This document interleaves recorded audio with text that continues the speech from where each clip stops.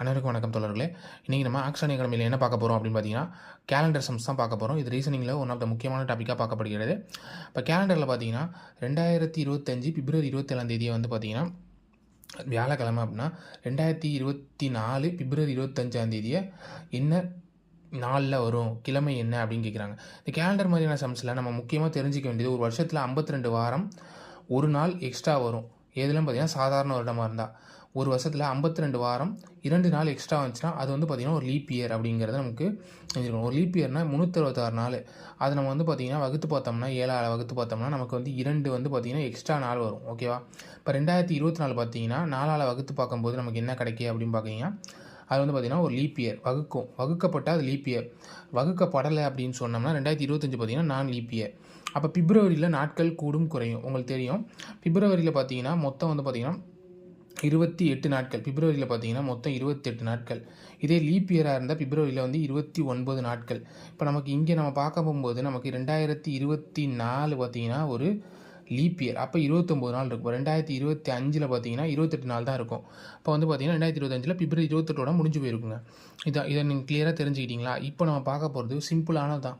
இப்போ பிப்ரவரி 25 2024 பிப்ரவரி 27 2025 இது ரெண்டுத்துக்கும் தான் நம்ம பார்க்க போகிறோம்.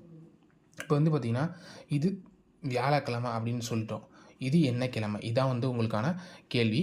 இதை நம்ம பார்த்திங்கன்னா ஒரு வருடத்திற்கு முன்னாடி அப்படியே டேட்டு நம்ம போடுவோம். ஒரு வருடத்துக்கு முன்னாடி இருந்துச்சுன்னா என்ன அப்படின்னு பார்க்கும்போது பிப்ரவரி 27 2024.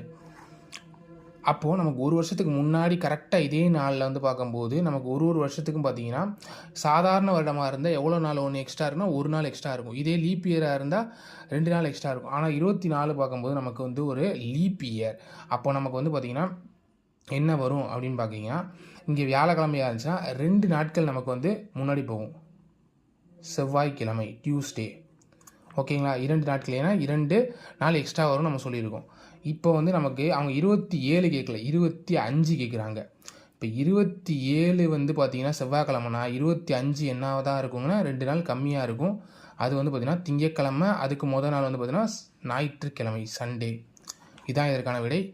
இதை நீங்கள் வந்து அடுத்த வருஷம் இதை வச்சு நீங்கள் கால்குலேட் பண்ணுற மாதிரி ரிவர்ஸில் போயிருக்கும். இதை நீங்கள் ஆஃப்டரில் வந்து நீங்கள் சம்ஸாக ஒர்க் அவுட் பண்ணி பார்த்துட்டு வியாழக்கிழமை வருதா அப்படின்னு பாருங்கள். 25 2024 வந்து ஞாயிற்றுக்கிழமை, வியாழக்கிழமை உங்களுக்கு வருமா அப்படிங்கிறத செக் பண்ணி பாருங்கள். இது ஒன் ஆஃப் த ஒரு சூப்பர் சம்ஸ் தான் அது. இதை நீங்கள் சால்வ் பண்ணிட்டீங்கனாலே உங்களுக்கு எல்லா சம்ஸுமே சால்வ் பண்ணுறதுக்கான ஒரு மெத்தட் தெரிஞ்சிடும். தேங்க்யூ.